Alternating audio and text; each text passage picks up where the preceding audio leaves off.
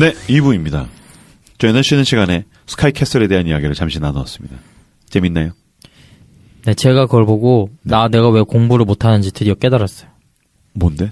제 방 책상이 유리로 돼 있어가지고 그게 체온을 3도 정도 낮추는데 3도를 다시 올리는데 체력을 소모하기 때문에 집중력이 일단 떨어졌고 습도를 20이랑 기온을 몇 도에 맞춰야 되는데 그것도 안 되고 그 스탠드도 캐럿에 맞게 이렇게 조정할 수 있는 수업에 따라서 그게 있어야 되는데 저희 집은 그런 거 없고 공부 못하게 돼 있더라고요.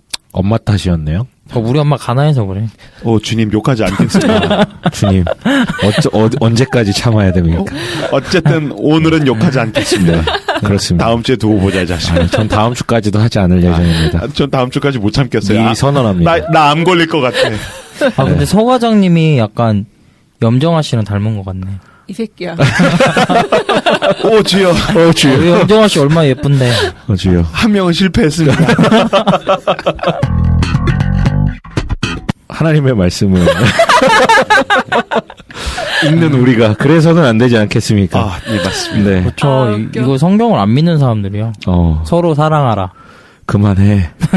이러다 나도 못 오늘 참겠어. 실패하겠다, 오늘. 오늘은 넘기게 해줘. 그래요.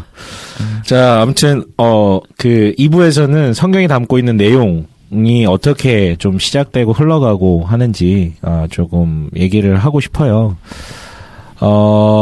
지금부터 나눈 내용은 성경을 기반으로 하지만 저의 어떤 잡설과 조금 이제 고민을 했던 흔적들을 좀 같이 엮어서 조금 버무려 봤는데요. 네. 이 얘기를 어디 듣고 한번 해보십시오. 시험에 들지 마시고 또 혹은 너무 또 비판적 논조로 보지 마시고요.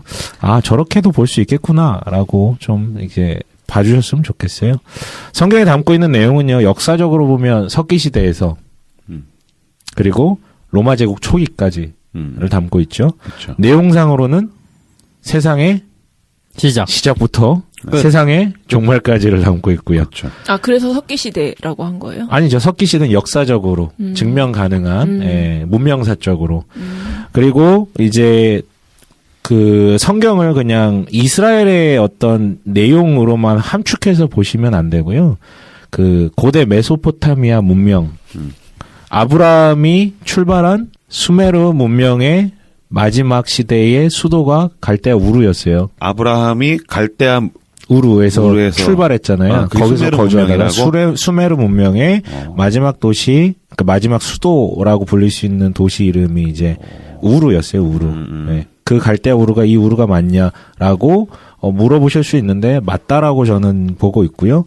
아무튼 메소포타미아 문명과도 연결이 돼 있고요.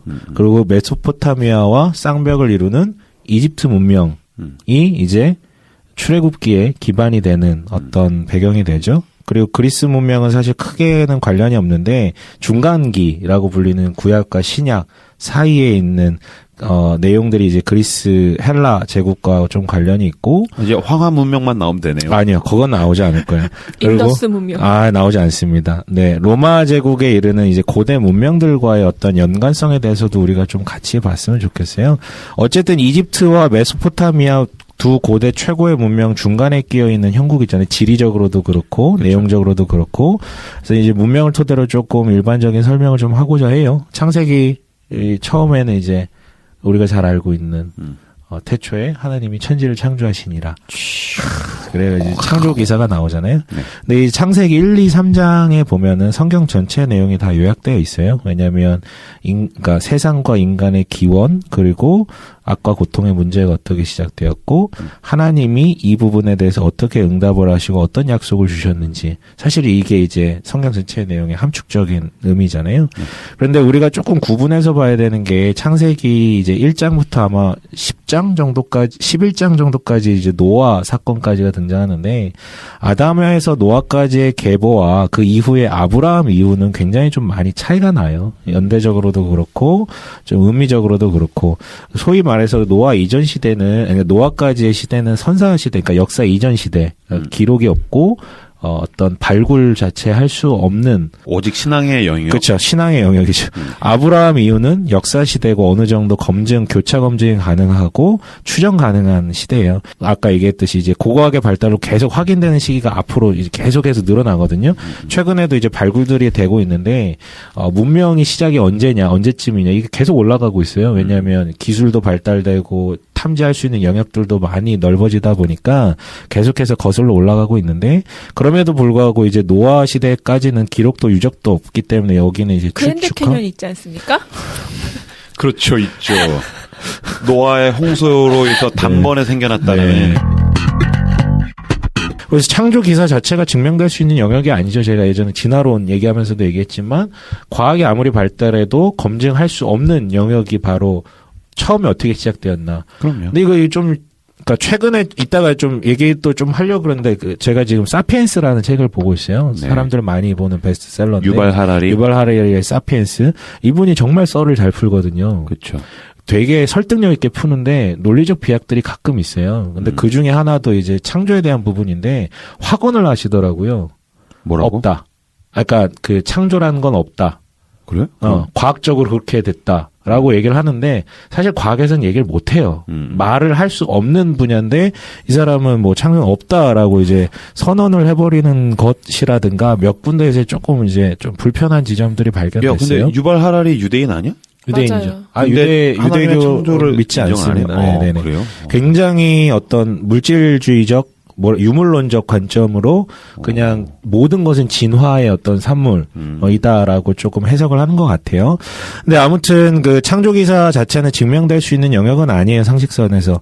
그런데 우리를 혼란케 하는 게 문제가 뭐냐면 그러니까 신에 의한 창조에 대한 기록은 성경에만 기록된 게 아니라 다른 고대 근동의 종교, 경전과 기록들에도 신으로 인한 인간 창조의 기사들이 포함되어 있고 심지어 내용도 살짝 비슷한 며칠 날 뭘 만들고 이런 어떤 순서라든가 이런 게 조금 비슷한 구성들이 형태나 내용을 담고 있는 경우들이 있어요. 그래서 이 어떤 얘기들을 처음 듣는 분들은 굉장히 혼란에 빠질 때가 있어요. 그러니까 이제 성경의 창조 기사와 네네. 다른 경전들에 있는 것들이 유사하다. 그렇죠. 그래서 성경이 그 다른 경전으로부터 영향을 받았다라는 이야기를 들을 때 되게 당황할 수밖에 없죠. 그렇죠. 그 가장 유사한 것은 고대 바빌로니아, 이것도 메소포타미아 문명, 그리고 사실은 모세로 인한 어떤 출애굽 한참 이전의 사건인데 고대 바빌로니아 에누마 엘리시라는 바빌로니아의 민족신인 마루둑을 찬양하는 창조 기사가 있는데 이게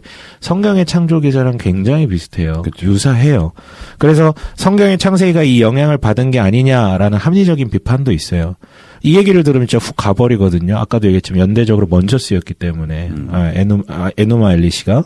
그런데 우리가 좀 고민해봐야 되는 게 성경에 기록된 이 글들, 이 내용들은 1차적으로 독자가 누구냐를 물어봐야 되는데 독자가 우리는 아니거든요. 1차적 독자는. 우리도 독자긴 하지만 그것은 그 당시에 그 시대를 살아가고 있는 그때 그 사람들에게 1차적으로 쓰여졌다라는 것이죠. 그렇다면 화법은 2018년을 살아가는 어떤 다야방면의 어떤 기술을 접하고 학습을 하고 심지어 과학을 배우고 최근에는 어떤 양자역학이라고 불리는 굉장히 물리학의 최첨단을 달리는 그런 어떤 내용들도 나오고 있는데 하나님이 창조 기사를 얘기를 할 때 현대에 발견된 양자 물리학을 얘기하는 게 맞는지 아니면 그들이 알아들을 수 있는 언어와 표현으로 이렇게 전달하는 게 나은지 이거는 뭐 굉장히 간단한 문제죠. 이거 그러니까, 그때 저번에 네네. 소 과장님이 for us not to us 맞아요. 그때 헬라어로 헬라어로 네. 네. 아무튼 때문에 그 형태는 당연히 당시 사람들의 수준과 문화를 반영하여 비슷할 수밖에 없다라는 것은 우리가 좀 한계를 가져야 될 것 같아요.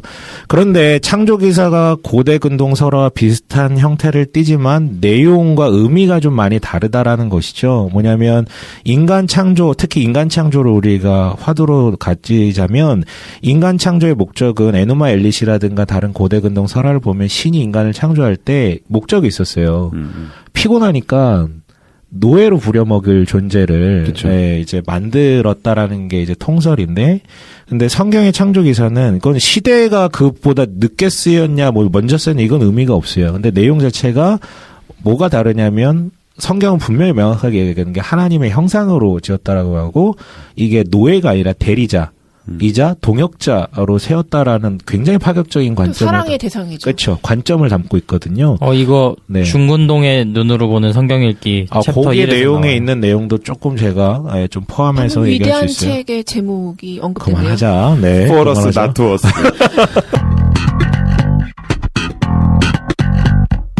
근데 최근에 여러분 되게 재밌는 발견이 있었어요. 아까 잠깐 언급을 했는데 문명의 기원과 발달을 우리가 보통 어떻게 배워왔고 그 아까 말한 사피엔스도 그런 관점으로 흘러가는데 수렵 채집을 하다가 이제 인간들이 탄수화물을 먹기 시작했죠. 농경사회로 와서 탄수화물을 먹기 시작을 하고 이게 잉여 자원이 생긴단 말이에요. 그러면서 이제 도시를 만들게 되고 이것들이 발현된 데가 세상에서 가장 미혹한 곳. 그냥 가만히 있어도 막 2모작, 3모작이 가능한 그런 곳이 이제 두 군데였죠. 메소포타미아 지역, 그러니까 유프라테스강과 티그리스강 사이에 있는 그 굉장히 비옥한 지대와 나일강 유역의 이 이집트. 그래서 이쪽 두 군데에서 이제 문명이라는 게 세워지는데 지금 가보면 되게 황량하고 되게 거친데 그 당시는 정말 비옥했던 곳이다라고 얘기를 해요.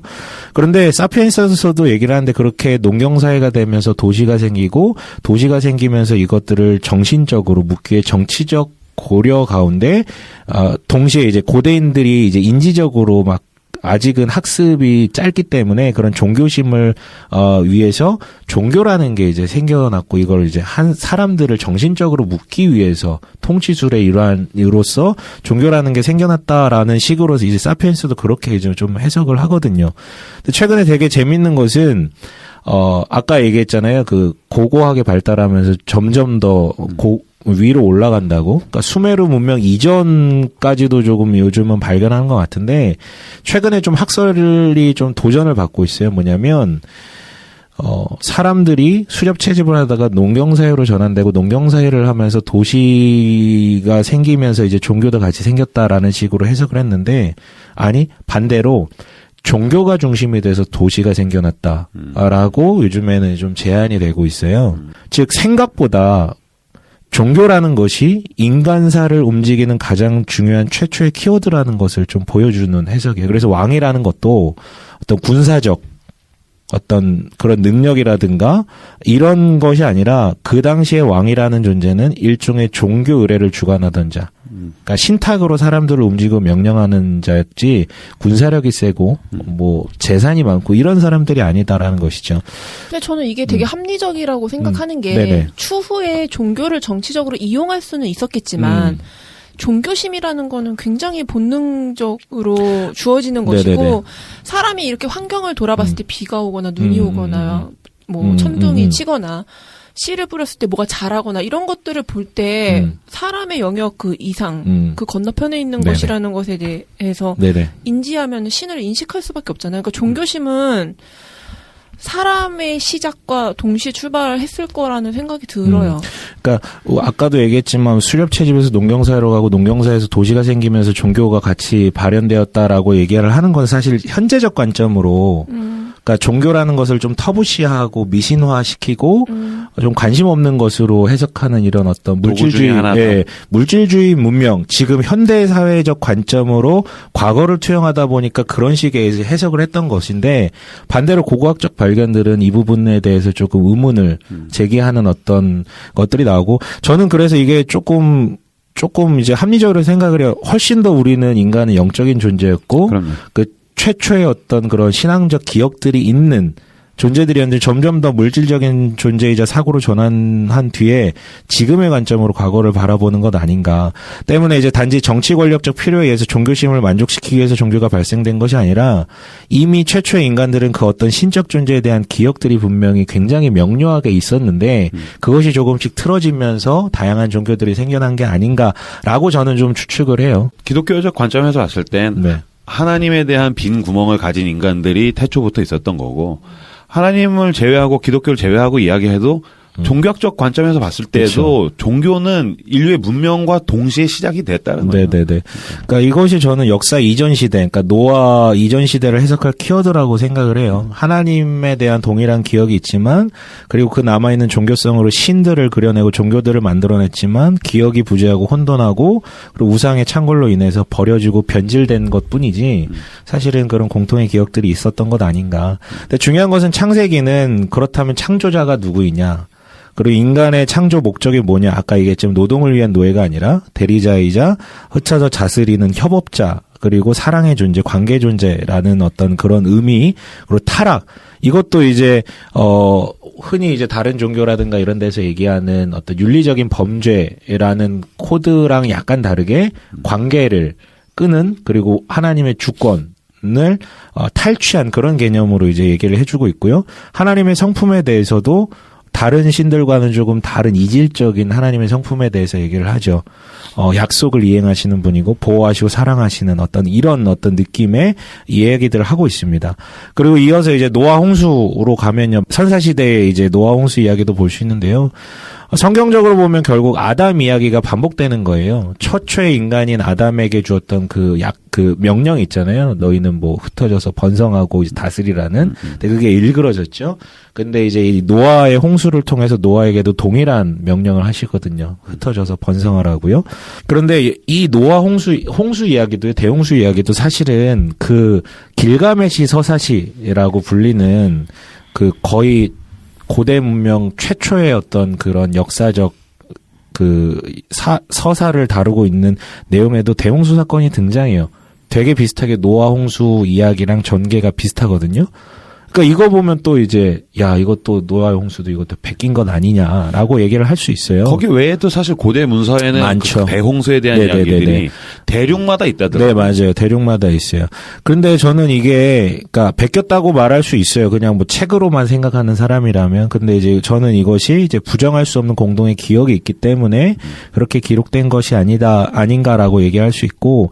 근데 이제 그런 어떤 홍수의 뭐 진행된 형태에 대해서는 좀 비슷할 수 있겠지만 그 원인과 결과 그리고 목적과 주체의 능력에 대한 명시한 게 굉장히 차이가 있어요. 특히 길가메시 서사시에서는 홍수의 원인이 사람이 너무 많아 소란스러워서 쓸어버렸다. 이런 뉘앙스로 되지만 노아의 홍수에는 사람이 너무 많아서가 아니라 죄가 너무 관영해서 차고 넘쳐서 이 부분에 대해서 계속 기회를 주셨지만 그것이 되지 않아서 그 결과로 이런 것이 일어났고, 그리고 이제 신의 어떤 목적과 주체 능력 이런 부분들도 좀 차이가 있는 것 같아요. 아까 얘기했지만 길가메시 서사시 말고도 많은 고대 근동 설화에서 대홍수 이야기는 나타납니다. 물론 그들의 이야기도 사료가 아니라 신적 전승에 대한 기록인데 공동의 신적 기억이 동일하면서도 하지만 이제 다르게 자기들 민족에 맞게 전승되는 것이 아닐까라고 생각되고, 사실 이게 무서운 거죠. 형태 비슷한데 아예 처음부터 다른 것보다는 이단이라는 게 사실 그래서 좀 쉽지 않잖아요. 아예 다른 거면 상관이 없는데 비슷한 내용을 다룰 때 좀 많이 어려움이 있는 것 같아요. 그래서 고대 근동 설화 공부하다 보면 처음에 되게 의문이 들어요. 이거 그럼 성경이 좀 베낀 거 아니야? 베낀 거야? 이거 이상한 거야? 한데 그러니까 형태가 비슷한데 뭐가 다를까? 그 의미적 부여가 굉장히 다른 것을 알게 되면 오히려 저는 되게 감동으로 다가오더라고요. 그럼 그렇지라는 어떤 마음이요. 그래서 특히 아담에서 노아 사건은 그 오묘히 다른 지점에 대한 설명과 변호가 있고요. 이로써 창세기는 소위 말해서 약간 이제 문명사적으로 얘기를 하면 메소포타미아 문명 그 세계관으로부터의 탈출에 대한 많은 내용들을 그리고 있다라고 저는 좀 생각을 해요. 다만 아브라함 이전의 문명과 연계해서 고려해 볼 수 있는 최초의 사건은 바벨탑 사건이죠. 바벨탑 뭐냐면 바벨탑이 어디 세워져 있다라고 성경에 기록되어 있냐면 시날 평지라고 되어 있는데 이 시날이라는 말이 수메르라는 표현의 서방 방언이다라고 얘기를 해요. 그러니까 수메르 문명을 기반으로 하고 있는 것이고, 바벨탑의 원형으로 보이는 지구라트라는 건축물이 있어요. 현재도 유적으로 남아 있는데, 지구라트는 굉장히 오랜 기간 동안 세워졌기 때문에 어떤 거는 수메르 문명 초중기에도 있고 아니면 뭐 고대 바빌로니아 왕국 때도 세워진 것도 있고, 그러니까 형태가 좀 많이 달라요. 우주인이 세웠다는 것도. 아무튼 그런 것도 있는데 바벨탑의 원형으로 보이는 지구라트도 결국 이제 메소포타미아 그러니까 문명 가운데 계속해서 흘러나오던 그 마루둑이라는 신에 대한 신전이 이제 바로 이 지구라트였거든요. 때문에 이제 메소포타미아 문명에 대해서 얘기를 안 할 수가 없는데 인류 최초의 문명이라고 공식적으로 지금은 얘기하고 있는 게 바로 수메르 문명이에요. 기원전 7,000에서 5,000년 전에 시작이 됐고, 그러니까 그 이전에도 문명이 있었다라고 발굴이 되지만 현재적으로는 가장 공신력 있게 얘기한 건 수메르 문명인데, 그 메소포타미아 문명의 시작이 바로 수메르 문명인데 이거 약간 동양계 쪽 사람들이라는 설도 있어요. 아, 그래요? 예, 이 수메르 문명의 창시자들이. 그런데 이제 그 흩어져서 번성하라는 언약을 노아에게 주셨는데 노아의 후예들이 그것을 어기고 모이죠. 흩어지지 말자, 모여서 이제 높아지려 하고, 그래서 세운 게 이제 바벨탑이라고 하는데, 이 바벨탑의 의미는 결국 하나님의 왕권에 대한 도전이고, 모이다 보니까 위계가 생기고 착취가 생기고 형상이 형상을 지배하는, 그러니까 하나님의 형상이 또 다른 형상을 지배하는 이런 일들이 발생하게 되죠. 결국 노아의 후손도 실패하게 되는 것이죠. 그래서 강제적으로 흩으시는 사건이 나오고 새 출발하고, 여기서 하나님의 계획이 버전업이 돼서 이번에는 민족 단위의, 그러니까 한 민족이 선택돼서 이 민족이 온전히 훈련되고 복의 근원되는 민족이 돼서 이 민족으로 말미암아 온 세상에 복의 어떤 흘러간 통로가 될 수 있게끔 하는 것이 어떤 버전 2라고나 할까요? 뭐 요렇게 이제 좀 시작이 돼요. 그게 여기서부터 등장하는 게 이제 아브라함 이야기죠. 야훼 신앙이라고 불리고, 야훼 신앙의 계승자는 결국 이제 아브라함의 후손이 되는 건 우리가 흔히 얘기하는 이스라엘 민족, 유대계 히브리인들 똑같은 목적이었어요. 12장에 보면은, 창세기 12장에 보면 아브라함 부를 때, 아브람이죠, 이때는. 뭐라고 얘기하시냐면, 뭐 내가 너에게 이제 명한 땅으로 가면 뭐 후손도 주, 뭐 이런 얘기도 하지만 그 뒤에 보면은 네가 복이 되어서 복의 통로, 너로 말미암아 온 그 모든 민족이 복되게 만든다라는 것이 하나님의 어떤 언약이자 말씀이셨는데요. 결국 여기서도 이제 대리자로서 존중하면서 한 개인이 아니라 민족을 통해 복되게 하신다라는 역할이었죠. 문명사와 역사를 통해 검증 가능한 최초의 인물이 어떻게 보면 아브라함일 수 있어요. 그러니까 BC 2100년경의 인물이고요. 아까 얘기했던 수메르 문명 말기 우르 3왕조 시대, 거기에 이제 우르가 중심지였는데 그 가장 번화했던 곳, 그러니까 세계 문명의 중심지자 가장 번화했던 그 우르로부터 가나안 땅으로 이주한 거죠. 서울에서 강남. 동두천. 아브라함 입장에서 생각하면 가장 극과 극이라고 표현할 수 있어요. 왜냐하면 이때만 해도 가나안 땅은 뭐 지금도 그렇지만 불모지였고 아직 뭐 문명이 제대로 형성되지도 않은, 그러니까 엄청난 어떤 결단이었어요. 네, 물론 우르도 결국 BC 2000년경에 아브라함이 이주한 뭐 한 50에서 한 100년 후에 고대 바빌로니아에게 멸망당하죠. 근데 재밌는 거는 지금 BC 2000년, 2100년 얘기하고 있잖아요. 네. 우리나라 시작이 단군. 5000년이라고 얘기하죠. 네, 그렇죠. 그러니까 BC 2333년에 단군이 이제 고조선을 세웠다라고 건국했다라고 얘기를 해요. 근데 그 사실 역사학자들 그거 안 믿거든요. 아니요. 아니 실제로 그 단군 역사 4000년, 5000년 됐다라는 말을 인정하지 않는 역사학자들 너무 굉장히 길게 많아요. 잡았다는 그렇죠. 거죠. 그러니까 우리나라에 온 게 사실 그렇게까지 오래되지 않았다. 그거는 요동반도에 있는 기록인데 그게 한반도까지 오지는 않았을 것이다라고 이야기하는 사람들도 많아요. 그러니까 사실 진짜 오래된 거예요. BC 2000년이 넘었다라는 건 그렇죠. 되게 오래된 엄청나죠. 근데 아무튼 그래도 당군은 마늘과 쑥을 먹었지만 아브라함 선생님은 이제 빵과 고기를 드셨는 그런 기록들이 있는 것이죠. 그렇죠. 야곱은 팥죽을 먹고. 그렇죠. 본죽에서나 먹을 수 있는 거를. 네. 아무튼 그다음에 이제 아브라함의 후예들, 족장들의 얘기가 나와요. 아브라함과 이삭과 야곱 그리고 요셉까지를 포함할 수 있는데 앞에서도 얘기했지만 창세기는 결국 메소포타미아적 세계관으로부터 탈출을 많이 그리고 있어요. 아브라함에게 하나님께서 계속해서 얘기하시고 대화하시고 아브라함을 몰아가셨던 그런 일례들을 보면은 결국 다신교적 사상이라든가 인신공양이라든가 뭐 전쟁으로 정복해서 땅을 쟁취하는 어떤 일들, 그리고 소돔 사례만 봐도 알겠지만 환대가 아니라 착취하는 그런 행동들에 대해서 거부케 하시고 단절케 하시고 새로운 문화를 세워가시는 그런 내용들이 등장하거든요. 이삭 같은 경우에는 뭐 굳이 꼽자면 저는 이삭의 가장 큰 업적은 일부 일처했다는 거. 이거 굉장히 유례 없는 짓이었거든요. 근데 아무튼 그렇고 이제 야곱 그리고 요셉 라인은 지역신이라는 개념을 탈피하죠.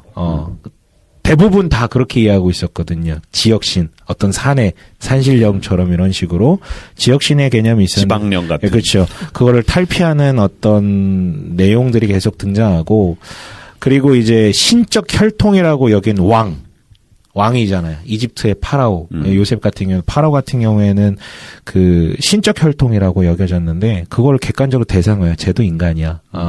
하나님 이외에는 다 똑같아. 자, 그 다음에 이제 등장하는 게 모세죠. 모세 내용 다른 게 출애굽기부터 뭐 신명기까지. 레위기, 민수기, 신명기까지. 그러니까 모세가 어떻게 보면 히브리 민족 구성의 시발점이라고 부를 수 있고. 시발점. 놀랐어. 현재도 이제 유대인들이 가장 추종하는 인물이 유대교의 어떻게 보면 시발점이라고 볼 수도 있는 게 이제 모세인데, 모세로부터 그려진 이야기는 탈이집트죠. 출애굽기라는 말 자체가 이집트로부터 탈출한다라는 내용인데, 출애굽기는 몸이 탈출하는 내용이지만 그 이후에 19장부터 나오는 율법의 내용은 결국은 이집트 문명 그 세계관으로부터의 탈출이라고 생각하시면 되는데요. 그래서 설교가 계속 나오잖아요. 그렇죠? 네네.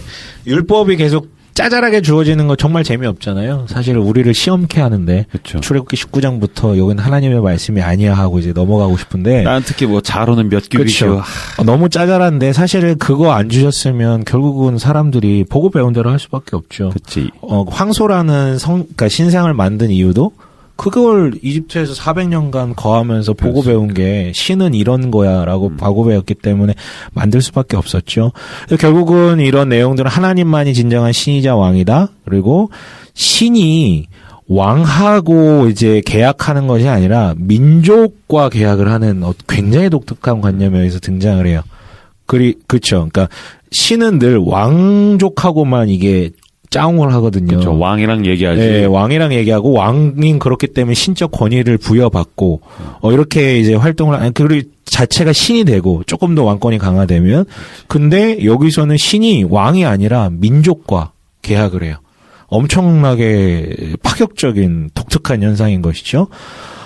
그런데 이제 가시적인 것부터 비가시적인 것. 가시적이라고 얘기하면 뭐 상은 만들지 말고 성막은 이렇게 만들고 제사는 이렇게 하고 제사장은 뭐 이런 활동을 해야 되고 비가시적인 것들도 얘기를 관습, 뭐 신앙, 문화 이런 것들까지도 다 얘기를 하는데 가나안 땅에 이르기 전에 광야 생활이 징벌 기간이었죠. 40년 동안. 왜냐면 이제 탈출하자마자 가나안 땅으로 직행을 했는데 가서 이제 12점장군을 보냈는데 애들이 돌아와가지고 이제 여기 너무 무섭다. 저 형들 너무 무서워요. 너무 무서워. 야, 우리 가면 뒤지게 맞아 죽어. 아무도 빼도 못 치려.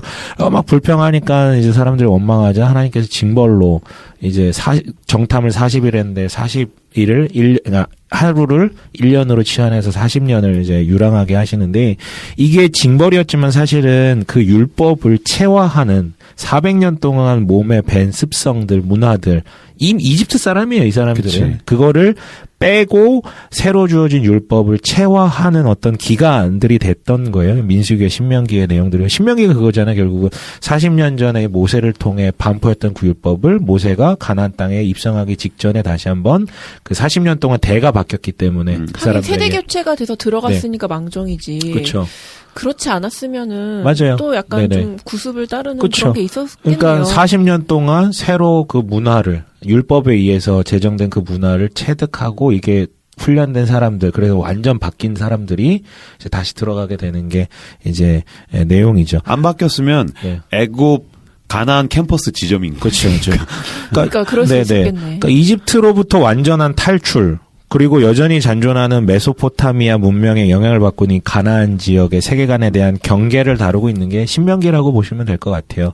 너희는 기억하라 하나님이 어떻게 하셨는지 그리고 율법을 다시 한번 가르쳐 주시는 것.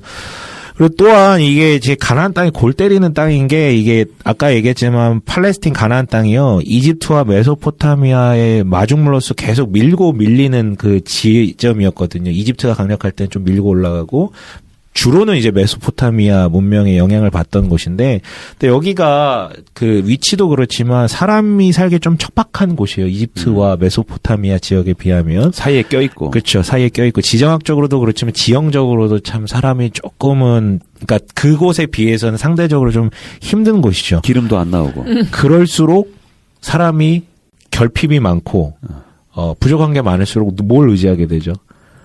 우상, 신을. 그래서 어떻게 보면 이 가나안 지역은요, 가장 종교성이 극단에 가고, 가장 발광적인 신앙생활을 하는 곳이 바로 이곳이었었어요. 지금 계속 우리나라 얘기하는 거 아니죠? 아니요. 네네. 우리나라, 아무튼, 그런 어떤 기복신앙적 종교성의 극한을 달리고 있는 인신공양이 굉장히, 일반화되고, 또한, 그 가나안의 주신이라고 불린 바알신, 아세라신. 이 사람들은 이제 거기에 비를 내리는 신이잖아요, 바알신이. 그 비를 내리기 위해서 성적 교합을 할 때에 어떤 그것이 이제 비로 내린다라고 해서 쾌락적 기복이라든지 그런 어떤 음행이라든지 이게 굉장히 편만했던 지역이었어요. 그러니까 왜 그곳으로 보내셨는지 모르겠지만 아무튼 그곳으로 보내셨고 그곳에 살면서 그것들을 또 거부하게 하시는 것이 이제 하나님의 역사였는데 성경에 기록된 바와 문명사를 통해 확인된 바로는 람세스 2세 이거 소설로도 있잖아요. 소설 람세스라고. 람세스 2세 때 모세가 탈출했다고 하는데 이거에 대한 그 사료는 명확하게 드러난 건 없어요. 다만 람세스 2세의 아들 메르넵타가 기원전 1213년에 비문의 기록을 통해 팔레스틴 지역에 이스라엘이라는 무리가 있다라는 게 이제 비문의 기록으로 남아있으니까 이게 최초로 어떻게 보면 사료에 등장한 성경 내용의 어떤 등장인 것이죠. 근데 이게 재밌는 게요. 제가 초창기 이제 그러니까 한 20-30년 전만 해도 다윗조차도 존재하지 않았던 사람이다. 허구의 인물이다라는 어떤 썰이 강력했어요. 약간 진보 쪽에서. 그런데 고고학적 발굴들로 인해서 계속해서 연대가 올라가요. 그때만 해도 이스라엘 왕 예후와 아합 이 사람들은 비문 기록 이런 데 있었거든요. 그래 그때까지만 진실일 것이다. 다윗 허구다. 이런 얘기도 있었는데 지금 계속 올라가고 있어요. 그래서 그나마 가까운 다윗도 그런데 예전에는 모세가 실존했는가에 대해서 설왕설래하는데 근데 지금은 이제 기적에 대해서는 시비를 걸어도 모세라는 사람의 존재 자체를 부정하지는 않거든요.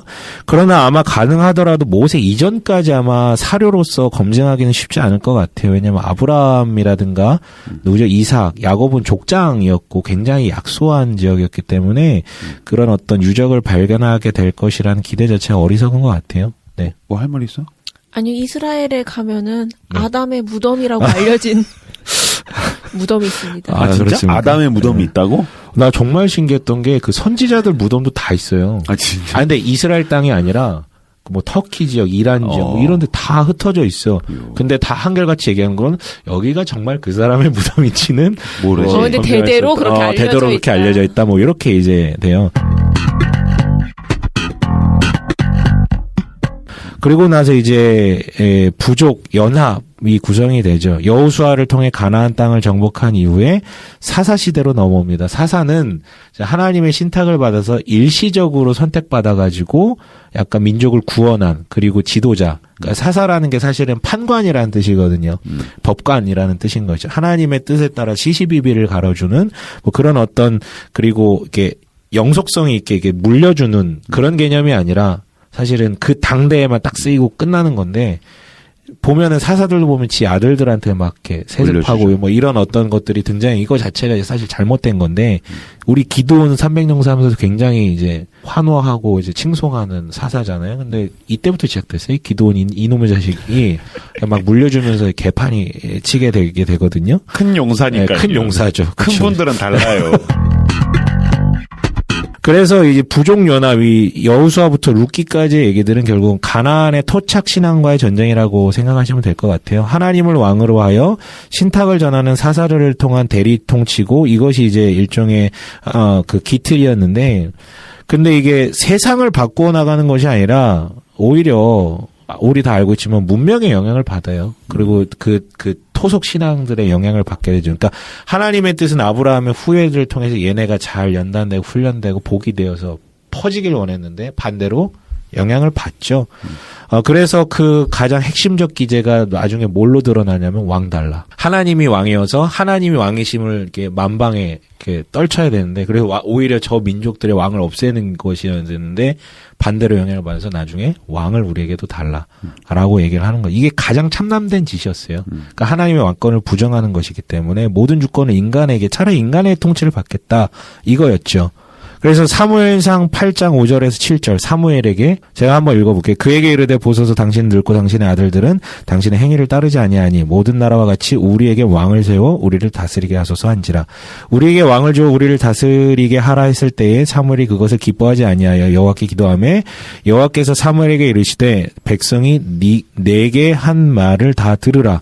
이는 그들이 너를 버림이 아니요 나를 버려 자기들의 왕이 되지 못하게 함이니이다.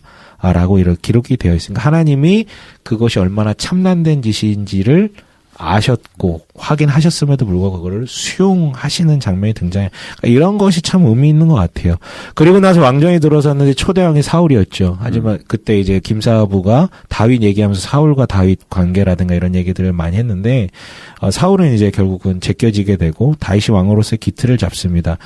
다윗이 왕으로서의 기틀을 잡고 칭송을 받았던 이유는 이스라엘의 그 독특한 개념, 왕이지만 이게 진짜 왕이 아니라 하나님의 왕권을 대리로서 구현하는 그 자리라라는 개념을 거의 유일무이하게 구현한 인간이 바로 다윗이에요. 그러니까 그때도 얘기했지만 다윗 자체가 겁나 대단한 사람이다라고 표현을 할 수는 없지만 그 자리에서 이걸 지켜냈다라는 게 정말 가장 대단했던 거예요. 그 왕권을 짊어졌음에도 불구하고 하나님이 왕이시라는 것을. 그리고 이때에 아브라함에게 약속했던 그 땅의 경계, 다윗 솔로몬 때의 그 땅의 경계를 거의 수복을 하죠. 그런데 바로 그 다음에 문제가 생깁니다. 그 영광을 맛본 솔로몬 때부터 급속하게 타락되게 되고 하나님의 대리자로서의 왕이 아니라 그냥 지가 왕이 되는 사건이 솔로몬 후반기부터 등장하게 되고 북이스라엘과 남유다로 갈라지게 되죠. 두 개의 이 거대 문명 속에서 그 메소포타미아 지역에 있는 북쪽과 남쪽에 있는 이집트 문명 속에서 외교적으로 줄다리기를 하며 버티려고 했지만 여호와 신앙을 버리고 자기들 힘으로 이겨보려 했던 모든 노력들이 허사로 돌아갑니다. 중간에 잠깐 부흥했던 적도 있지만 이길 수가 없었어요. 어떻게 이겨요? 북쪽 그 세력과 남쪽 세력을요. 하나님의 왕권을 포기한 이유로 이 민족은 그냥 작디작은 비루하고 볼 것 없는 민족이 돼버리죠. 이때 왕권이 등장하면서 같이 등장한 사람들이 있어요. 누구냐면 선지자들. 그래서 선지자들이 쓰여지게 되거든요. 역사서에 그려진 왕정과 동행을 합니다. 이 사람들의 목적은 뭐냐면 왕, 정신 차려. 너 왕 아니야. 진짜 왕은 하나님이셔. 그전에는 사사 때는 어쨌든 정치적 지도자와 종교적 지도자가 한 명이었는데 네네. 왕이 세워지면서는 정치랑 종교가 분리되었다. 네네네. 그래서 이제 제사장들이 등장한 거예요. 아, 제사장이 아니라 선지자들. 선지자들이. 제사장 그 전부터 있었고요. 선지자들이. 네네네. 그래서 왕정과 함께 탄생한 직분들이 이제 선지자들인데 이들이 바로 왕을 계속해서 찌르면 왕과 귀족들, 심지어 제사장들을 이제 찌르면서 정신 차려라라고 얘기를 해요. 왜냐하면 왕권을 잡은 인간왕을 필두로 해서 인간 중심 세상을 만들려고 하는데 하나님의 대리자로서 권리와 책임을 포기하는 거잖아요. 이에 대한 신랄한 비판을 합니다. 선지자들에 대해서 우리가 오해하는 게 뭐냐면 선견자가 아니에요. 그러니까 예언자가 아니라는 것이죠. 그래서 이건 선지서고 선지자예요. 뭐냐면 하나님의 말씀이 임하여서 막 미래를 보고 투시하고 이런 개념 우리 이렇게 선지자 하면 뭔가 이렇게 수정구슬 앞에 두고 보인다 보인다 보여 보인다 이거는 마법사고요. 그거는 너무 환타지 많이 보셔서 하는 얘기고 성경에 나온 선지자는 선견자가 아니고요. 하나님의 말씀이 임하여 환상을 보고 이런 내용들도 등장하지만 대부분은 하나님의 그 말씀 있잖아요. 이미 주어진 그 말씀을 기준으로 지금 그 시대를 살아가는 현상을 통찰하고 그 말씀의 기준에서 통렬하게 비판하는 내용이었어요. 그리고 나아가야 될 방향을 제시하고 하나님의 회복을 말하는 것이죠. 그러니까 현실을 도피하고 미래를 보는 건요. 뒤에 나오는 묵시 이고 선지자들은 그 역할을 한 게 아니라 굉장히 현실적인 얘기들을 했어요. 현실을 통찰한 다음에 하나님의 말씀을 중심으로 통찰한 다음에 뭐가 틀렸고 어떻게 나아가야 된다라는 얘기를 해줬던 것이죠. 그래서 강력한 회개를 요청합니다. 특별히 그 모든 국가의 중심이 되는 왕과 귀족과 제사장들. 회개 안 할 경우에는 이렇게 되고 회개를 하면 이렇게 될 것이다. 예측을 하고요. 그러면서 하나님이 그럼에도 불구하고 우리를 버리지 않고 사랑하고 돌이키는 것을 기대하고 계시다라는 것을 이제 요청을 해요. 이런 내용을 하지만 결국은 안 듣죠. 안 그렇죠. 들어먹죠. 그래서 결국 북이스라엘 왕국은 메소포타미아 문명이 쇠퇴했다가 새롭게 수립된 아수르 제국, 아시리아에게 멸망당하고 남유다는 몇백 년 더 가다가 아수르를 멸망시킨 고대 바빌로니아의 이름을 딴 바벨론 제국에게 바벨론 제국이 아수르 제국을 멸망시키고 그리고 남유다 역시도 바벨론에게 멸망당하게 되는 것이 이제 구약의 내용이죠. 하지만 여기서 끝나는 것이 아니라 최강 제국 페르시아가 등장하게 됩니다. 그래서 그 페르시아가 바벨론을 무너뜨리게 돼요. 메소포타미아 지역에 등장했던 제국들은요, 우리가 뭐 그리스 문명, 뭐 아테네, 스파르타 이런 거 얘기하는 이거 다 귀요미들 아무 힘도 없는 서구 문명보다 훨씬 앞서 나가고 거대했어요. 그러나 이제 이렇게 되게 재밌는 게 그렇게 강대해 보였음에도 불구하고 정치적 기반이 굉장히 허약했다라고 얘기를 해요. 그러니까 그래? 쉽게 흔들릴 수 있는. 그러니까 왕 하나 죽으면 그렇게 그렇죠. 뭐 이렇게 막 허약했다라고 해요. 그러니까 바벨론 제국도 되게 강력했는데 그 바벨론 제국을 무너뜨리고 페르시아가 등장했다 그랬잖아요. 저는 뭐 페르시아가 전쟁 통해서 무너뜨리는 줄 알았어요. 근데 그게 아니더라고. 굉장히 무주공산으로 열려 있는 그냥 페르시아의 바벨론의 수도를 함락하면서 페르시아가 이제 수립이 됐다라는 것이 이제 정설이에요. 그래서 페르시아의 초대 왕 고레스 왕이 해방령을 내려요. 성경에도 이제 기록되어 있는데 해방령은 뭐냐면 유프라테스강 서쪽에 있는 원래 유프라테스강 서쪽에 거하던 민족은 아무 조건 없이 돌아가라는 거예요. 그래서 느헤미야 에스라서를 보면은 귀한 자들이 돌아와서 이스라엘을 어떻게 재건해 나갔는지 영적으로 혹은 물리적으로 성을 쌓고 성전을 쌓고 뭐 이런 스토리가 나오고요. 아직 귀환하지 않거나 못한 이들, 페르시아에 살고 있는 이들의 일들을 기록한 게 다니엘과 에스더서라고 생각하시면 돼요. 이때 소선지서들 일부가 포함되고요. 그리고 우리가 이제 구약에서 다루지 않은 게 지혜서들이잖아요.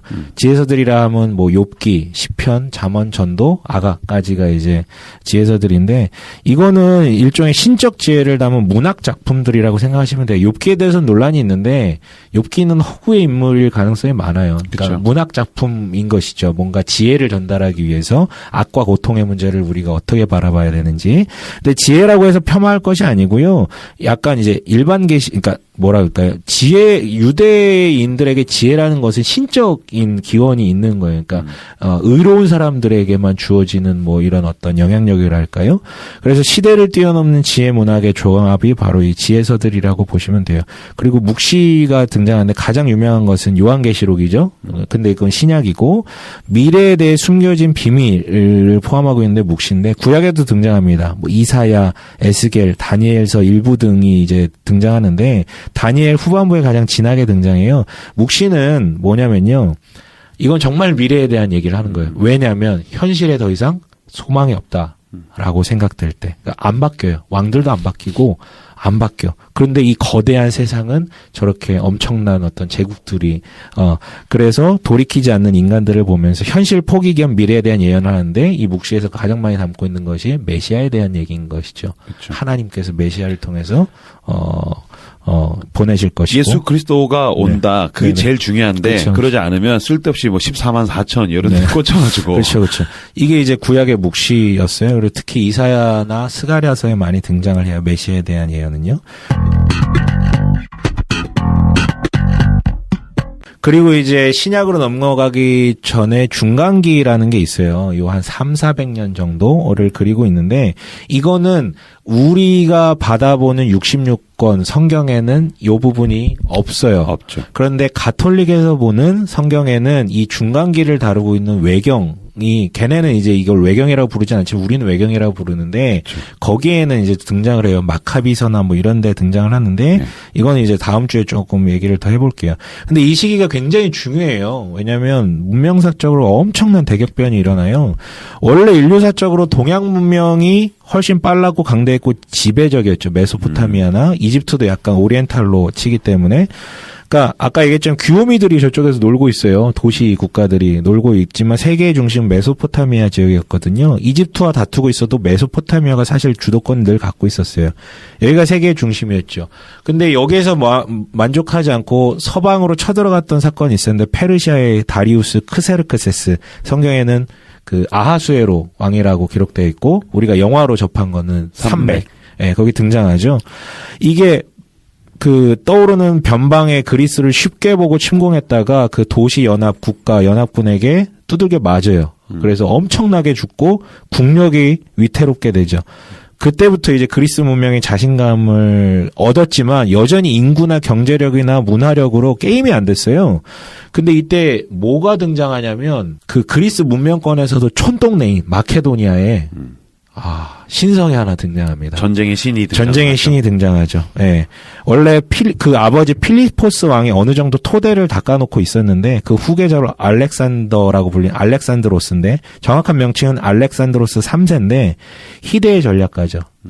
팔랑크스 진을 기반으로 해서 기병을 엄청나게 신적으로 운영하고요. 그 지금도 전쟁사 학자들은 얘기해요. 그 어떤 신출귀몰한 타이밍, 그 전장을 보는 눈이 있었던 것이었어요. 그래서 도시국가 형태의 그리스 문명을 통일시키고 신성처럼 등장한 이 알렉산드로스가 그의 터질 듯한 정복력은 그리스 문명권에서 머무르지 않고 세계의 중심인 페르시아로 향하게 되죠. 사실 게임이 안 된 숫자였어요. 군사력 자체가. 그런데 목숨을 건 허를 찌르는 전략을 통해 다리우스 3세, 당시의 왕 3세를 세 번의 대회전은 이제 엄청난 군사가 동반된 평원 같은 데서 벌어지는 전쟁을 회전이라 그러는데 세 번의 대회전을 통해서 처참하게 발라버립니다. 그리고 페르시아에 눌려있던 이집트도 먹어버리고요. 페르시아를 다 먹어버린 이후에는 인도 북서부까지 진출했죠. 언제 몇 살일 때였을까요? 되게 어리다고 알겠는데 20대? 20대에 이미 시작을 했던 것이 왕이 돼가지고요. 난놈이야. 난놈이에요. 이 과정에서 어디도 먹혔죠? 이스라엘도 그냥 세계의 어떤 이 거대한 역사의 흐름에서도 그러니까 느헤미야, 에스라 이 시대를 통해서 돌아와가지고 뭔가 좀 해보려 그러다가 이제 알렉산드로스에게 완전 먹혀버리게 되죠. 이때 드디어 서양 문명이 동양 문명을 패퇴시켜요. 그리고 지금에까지도 서양 문명이 훨씬 더 우위에 서 있죠. 물론 여기서는 황하 문명이나 이런 건 이제 빼고 얘기를 했습니다. 그런데 알렉산드로스가 그렇게 과도한 원정을 통해서 병사들이 나중에 파업하게 돼요. 인도 정벌 하다가. 그래서 복귀하다가 죽게 되죠. 고작 20세의 왕위에 올라 세계를 제패하고 32세에 죽습니다. 우리는 뭔가요? 이 사람은 뭔가요? 네. 아니야. 알렉산더도 SNS 했으면 40살까지 별거 못해요. 네. 근데 이 알렉산더는 정복력이 뛰어났던 왕이지 관리자는 아니었어요. 정복만 했지 관리를 못한 거야. 그래서 그 사후에 후계자가 없어서 4명의 대장군들이 분할해서 통치하게 됩니다. 원래 더 많았는데 이렇게 어쨌든 다 정리하고 4명이 남아가지고 통치하게 되는데요. 이스라엘에 영향을 주었던 것은 처음에 이집트를 기반으로 한 프톨레마이어스, 이게 이제 그 대장군 이름인데 프톨레마이어스 왕조가 그 이스라엘을 영향력 가운데 이제 지배하고 있다가 나중에 시리아를 기반으로 한 셀레우코스 왕조와의 대결 끝에 셀레우코스에게 넘어가요. 이게요, 프톨레마이어스 왕조는 유대인들에게 자칫 권한을 줬어요. 종교를 이제 인정하고 니네 맘대로 해. 그런데 관용적이었는데 셀레우코스는 이 지역을 지배한 이후에 처음엔 관용적이었다가 굉장히 개입하기 시작해요. 종교적으로 다투기 시작하죠. 심지어는 예루살렘 성전에 신상을 우상을 세우고 돼지피를 막 뿌리고 뭐 이런 일들이 발생하니까 독립전쟁이 일어나요. 마카비 왕국이 세워지기, 유다 마카비라는 사람이 필두가 돼서 무력 전쟁을 해서 성전을 되찾고 회복합니다. 이때 협력했던 대다수 일파가 하시딤이라고 불리는 율법을 제대로 섬기는 보수주의자들, 이 하시딤에서 바리새파 사람들이 등장하게 되는 것이죠. 그러나 결국 과거가 반복이 돼요. 대의는 좋아서 회복은 했는데 그 후예들이 농단을 펼치죠. 제사장의 두 계열이 있었거든요. 얘네가 돌아가면서 왕국에 어디죠? 셀레코스 왕조 이런데 이제 돈을 주고 제사장권을 주고 사고 팔고 뭐 이런 어떤 일들이 일어나고 이 사람들이 사두개파예요. 그러다가 이제 이 모든 것을 잡아먹는 대제국이 등장하죠. 로마 제국이. 네. 이탈리아 반도의 도시국가 로마가 지중해 전역을 넘어서 옛 헬라 제국이라고 불리는 그 알렉산드로스의 그 영토를 다 지배하게 됩니다.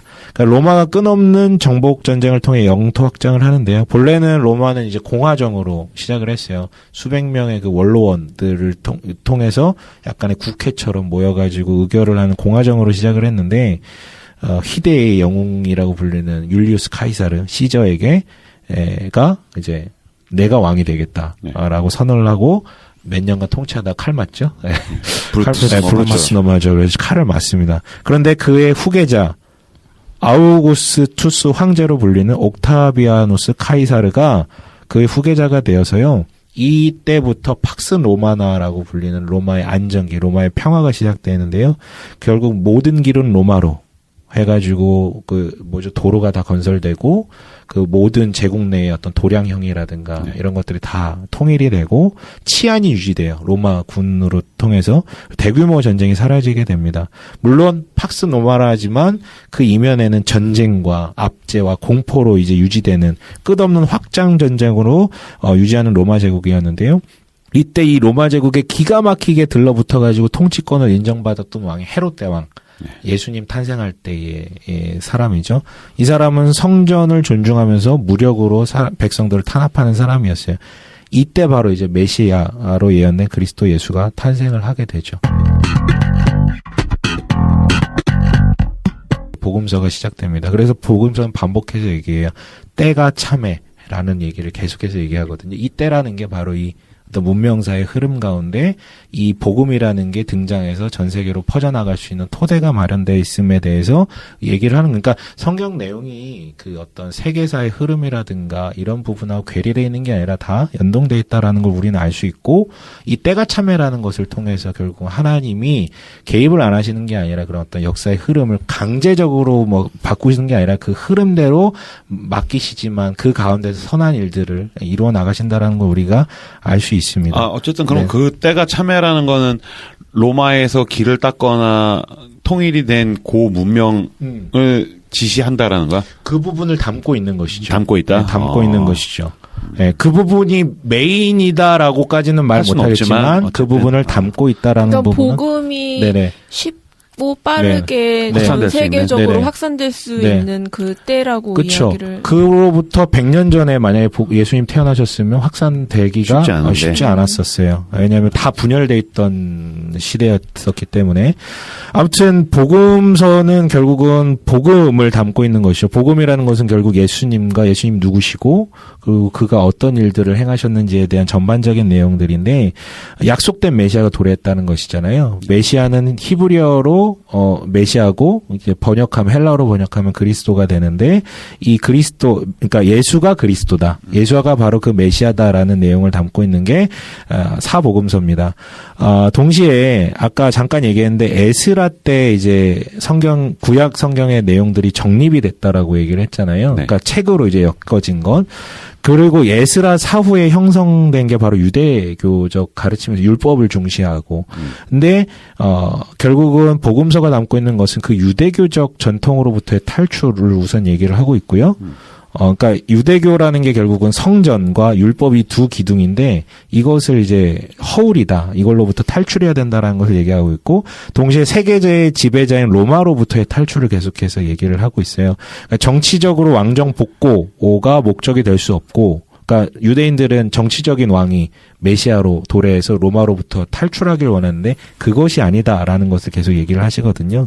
근데 사복음서는 각자 독자와 목적이 좀 달랐죠. 최초의 기록이라고 추정되는 마가복음, 그리고 마가복음을 기반으로 해서 큐문서라고 그러는데, 누가복음과 마태복음에 동등하게, 마가복음에는 없는데 마가복음이 얘기하고 있지 않는데 누가복음과 마태복음에 동일하게 이해하는 부분들, 그러니까 요거는 또 다른 문서를 참조했을 것이다라고 얘기하는데 마가복음을 기반으로 해서 큐문서를 통해서 이제 누가복음과 마태복음이 등장하는데 마태복음의 독자층은 유대계 그리스도인들이었고 혹은 유대인들이었고 누가복음은 이방인들을 위해서 얘기를 하고 있어요. 그리고 요한복음은 조금 후대에 기록됐는데 겹치지 않는 내용들이 대다수죠. 이거는 이제 초대교회에서 논란이 됐던 예수님이 정말 하나님이 맞는가에 대한 예수님의 신성을 변호하기 위해서 쓰여진 복음서고요.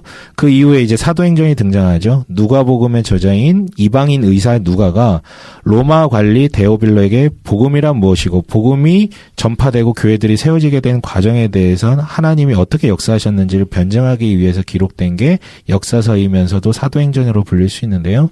특별히 이 유대 지역의 민족 종교라고 볼 수 있잖아요. 로마인 관리가 보기에는 굉장히 하찮고, 근데 어떻게 이게 로마 제국 전역으로 복음이 전파될 교회가 세워지게 됐는지를 역사적으로 조금 얘기하고 있고, 누가복음은 이게 정말 그 정도의 가치가 있는 것이다라는 것을 좀 얘기하고 있는 것이죠. 그리고 나서 바울 서신서가 등장해요. 근데 복음이 전파되고 교회들이 세워지다 보니 문제들이 발생하게 됩니다.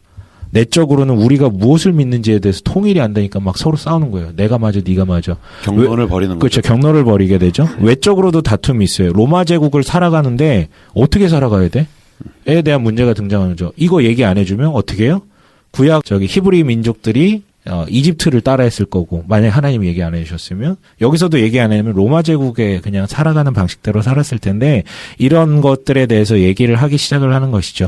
로마 시대를 사는 교회들에게 보내는 편지예요. 문제가 발생해서 거기에 대한 답변을 주는 것이죠. 우리가 믿는 건 이거고, 이렇게 살아야 된다.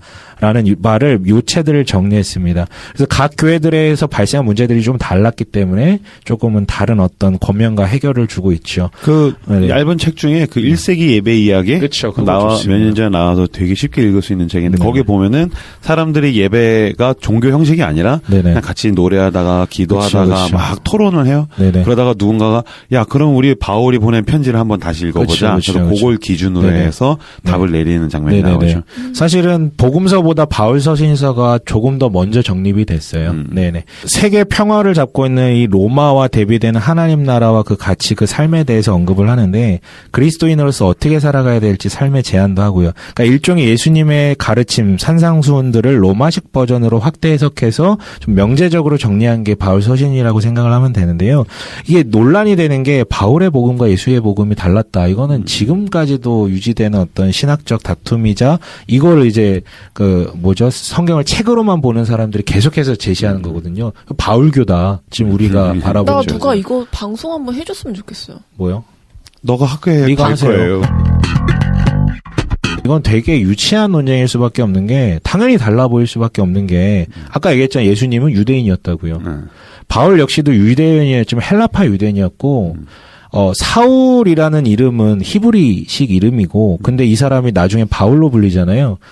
예전에 이런 설교 많이 들었는데, 회심해가지고, 바울로 불렸다. 작은 자에서. 아니, 그냥 헬라어로 번역하면 바울이에요, 네. 사울이. 그렇죠. 그러니까, 그거 자체가 이제 이 사람은 이방인의 사도로서 일부러 헬라말을 쓰면서 살기 시작한 것이었는데, 결국은 이제, 기본적으로 유대 기반으로 하고 유대인들이 청중이었던 예수님과, 그리고 예수님의 대조군이 유대교적 가르침이었잖아요. 그리고 구약 전통의 유대인들을 위한 복음을 내러티브형, 이야기 형식으로 이제 전달하는 것이 복음서들이었고요. 근데 바울은 달라요. 로마 기반으로 했고요. 그 대조군이 유대교가 아니라, 유대교적 내용도 있지만 로마와 이방 종교적 가르침에 대한 답변들을 많이 하고, 구약 배경이 느슨한 이방인들을 위한 어떤 썰을 풀어나가거든요. 그리고 논리 구성도 내러티브 형식이 아니고 당면한 문제도 달랐고요. 그리고 이제 랍비 제자 구도의 가르침이 아니라 이미 형성된 교회 내 문제들을 명제적 형식으로 답변을 주는 것이기 때문에 많이 다르다라는 것이에요. 그렇기 때문에 이제 아무래도 초대교회에서 우리가 믿는 바가 무엇인지에 대해 명제적으로 교리 구성하는데 바울 서신이 많이 차용될 수밖에 없었죠. 근데 이걸 가리켜서 이제 그리스도교를 바울교가 아니냐 막 이렇게 채색하는 것은 조금은 논점이 흩어진 과도한 관심이자 잘못된 접근이라고 볼 수 있어요. 그렇죠. 네, 그리고 바울 서신서에 이어서 등장한 게 공동 서신서인데요. 이건 역시 각각의 교회들 혹은 그 지역들의 문제들에 대한 상황에 대한 대답들이었어요. 요거는 바울 서신과 이렇게 생각하시면 돼요. 상보적인 관계다. 그러니까 바울 서신에서 다루지 못했던 빈약한 부분들을 그 다른 문제들에서 답변을 하고 균형을 맞추고 있다. 베드로 서신서 같은 경우에는요. 주제가 조금 재밌죠. 박해 받는 성도들. 근데 재림이 지연돼. 죽을 것 같은데 안 오실 줄 알았는데 당대는 자기들 때 오실 줄 알았거든요. 근데 안 오시니까 이 부분에 대해서 이제 설명을 하고 비교적 후기에 기록된 요한서신서들은 영지주의자들과의 다툼 가운데 무엇이 진리인지 이제 얘기를 하고 있고요. 그리고 마지막으로 묵시가 나오죠. 요한계시록. 완성될 하나님 나라의 비전. 그러니까 지금 안 오잖아요. 당장에. 죽겠는데. 그러니까 이거를 먼 미래에 대한 어떤 예언을 담은 묵시로서 요한계시록이 이제 완성될 하나님의 나라의 비전을 보여주고 있는 게 요한계시록입니다. 이렇게 좀 정리를 해볼게요. 네. 야, 메소포타미아에서 로마까지 네네네네. 성경과 함께 병렬로 달리고 있는 그 문명들을 다 다루면서 네. 야, 1시간 안에 네. 고생하셨습니다. 마음이 급했습니다. 네네. 후반 가서 마음이 급하다는 건 목소리에 빠르게 나올 수 있었습니다. 엄청 빨라졌죠. 네네. 네, 시간상 여기까지 하시고 혹시 한마디씩 하실 거 있으시면 한마디씩 한 다음에 우리 손 작가님의 마무리 지어주시면 될 것 같아요. 김 사부님 목소리는 한번 들어봅시다. 여보, 나 지금 녹음하고 있는 거 맞고 성경 통독원에 와가지고 이거 한번 쭉 훑은 것 같은 느낌이 그때 서 과장님의 이스라엘의 역사 이후로 굉장히 방대한 지식들을 얻게 되었습니다. 네, 감사합니다. 네. 서관장님. 저는 그때 되게 객관적인 사료들, 이야기들 나열한 거고, 오늘 이렇게 문명사와 함께 결합하여 이야기를 들어보니 너무 재밌고, 또 제가 되게 좋아하는 이야기 방식이에요. 그쵸. 왜냐면 저는 약간 그런 세계사 역사에 대한 기초가 되게 부족해서, 한 지점에 대해서 딱 띄어내서 이야기하면은 그 전후 맥락 을 모르니까 막 답답해가지고 그런 식으로 정보를 받는 걸 되게 싫어하는데 그래가지고 이렇게 처음부터 끝까지 이야기해주는 거 되게 좋아하거든요. 너무 재밌게 들었고 이더람대오 정주행하시는 분들은 저랑 되게 비슷한 생각 하실 것 같아요. 되게 서로의 발제가 그리고 서로 다른 주제들이 되게 유기적으로 영향을 주고받고 이렇게 부족하다고 표현해야 되나? 그러니까 예를 들면 저도 그 자유주의 때 정경사와 관련된 그쵸. 이야기를 하려고 했는데 시간이 부족해서 못 했었잖아요. 근데 그때 사실 제가 준비했었던 거는 되게 작은 부분이었는데 또 이런 것들이 다른 주제를 통해서 채워지고 이러는 게 되게 감사하고 좋네요. 네. 그러면서 너도 아마 나중에 한 문명 정도, 수메르 정도는 너도 하게 될 것 같아요. 그러니까 뭔가 계속 정주행하시면 유익하다. 어쨌든 이거를 전체를 한번 훑어볼 수 있다는 건 굉장히 의미 있는 것 같아요. 너무 좋았어요. 저도 우리가 사실 가지고 있는 그 신앙과 믿음의 힘, 내가 기독교다, 내가 그리스도인이다 그랬을 때 이 신앙의 힘은 산에서 기도하다 산신령같이 하나님을 만나는 게 아니라 시간과 역사와 문명 가운데에서 일하시는 하나님의 그 연장선에 내가 서 있다라는 게 굉장히 나 신앙적으로 중요하다고 생각하거든. 그러니까 인류의 역사 가운데 늘 그분이 함께 하셨다. 일하셔서 내가 여기까지 왔다. 웬만한 걸로 우리는 무너지지 않는다. 이게 나는 교회의 힘이고 신앙의 힘이라고 생각해. 갑자기 옆구리에서 팍 치고 들어왔다라고 생각하면 막 이단도 무섭고 과학도 무섭고 뭐 다 무섭다고 생각하는데 그런 걸 다 견디면서 하나님의 손길 가운데에서 여기까지 온 거잖아요. 진짜 메소포타미아에서 로마까지 거쳐서 성경을 만드신 거고 그 모든 또 시대를 뛰어넘어서 여기까지 복음이 온 거잖아요. 그러니까 약간 거시적인 스토리텔링의 힘이 약간 역사 위에 계신 하나님을 이렇게 온몸으로 느끼게 되는 그런 것 같아요. 저도 너무 재밌었어요. 하나하나 훑어가는 거. 나도 머릿속에서 쫙 이렇게 어떤 영화 필름 같이 지나가는 게 재밌었습니다. 근데 이걸 1시간 내에 해낸 거는 훌륭합니다. 박수를 드리고 싶습니다. 왜냐면 900페이지짜리 신 뭐 이런 거 문명 책 어떤 지적 허영심이 가득한 사람이니까요. 그렇죠. 허영심의 끝판왕이죠. 네. 아니 근데 허영심이라는 거품 속에 또 직접 성실성이 있으니까. 수고 많으셨습니다. 그러니까 저도 이제 뭐 이렇게 뭐 다음 주에도 계속해서 얘기하겠지만 하나님과 인간의 역사가 분리되지 않았고 성육신이라는 키워드가 좀 중요한데 하나님이 우리 눈높이에 맞춰서 내려오신 거잖아요. 그쵸. 우리가 도달할 수 없기 때문에 그가 오신 건데 이건 모든 영역에 그러니까 적용되는 것 같아요. 그러니까 인간의 수준에 맞춰서 그 역사의 흐름과 진보에 맞춰서 하나님께서 계시하시고 인도하시고 또 뜻을 발현하시는 이 모든 어떤 역사들을 보면서 참 대단하다라는, 그리고 오히려 더 저는 감동으로 좀 많이 다가왔었고요. 근데 성경은 사실은 우리가 하나님의 뜻을 어디서 발견하는가 성경이라고 대답을 하는데, 사실 어떤 주제에 대해서 이거는 성경이 뭐라고 얘기를 해요? 라고 말하기 전에 사실 더 먼저 직면해야 될 문제는 성경이 네가 생각하는 결과와 반대로 얘기할지라도 너는 과연 그것을 따를 의향이 있는가? 라는 어떤 질문이 먼저 직면돼야 되는 것 아닌가라는 얘기를 해요. 그러니까 아무리 내가 하나님의 뜻이 성경에 있다라고 얘기를 해도 직면할 생각이 없다면 그건 책으로 보고 있다라는 관점이에요. 아무리 내가 보수적인 복음주의적인 신앙을 갖고 있다 하더라도. 근데 반대로 우리가 정말 건강한 복음주의적 신앙을 갖고 있다면 하나님의 말씀이 맞지만 동시에 이걸 책으로 조금 대하고 그런 인상도 함께 가져가면서 아무 생각 없이 받드는 게 아니라 책이기 때문에 공부를 해야 된다라는 것이죠. 연구를 해야 되고 좀 성실하게 봐야 되는 그런 관점도 좀 균형 있게 가져갔으면 좋지 않을까라는 생각을 합니다. 네네. 네, 대단히 우리 손 작가님 대단히 수고 많으셨습니다. 네, 나 좀 수고한 것 같아요. 네, 우리 청취자분들도 당신들 정도 되니까 이 정도 방송 듣는 겁니다. 수고 많으셨습니다. 여기까지 함께 해주셔서 감사하고 다음 주에 또 다음 주에는 진짜 더 재밌을 것 같아요. 아, 그럼요. 네네. 정경 형성사 진짜 재밌거든요. 네. 그거 가지고서 시작이라는 키워드로 다음 주에 여러분들 찾아뵙도록 하겠습니다. 함께 해주셔서 감사합니다. 감사합니다. 바이바이.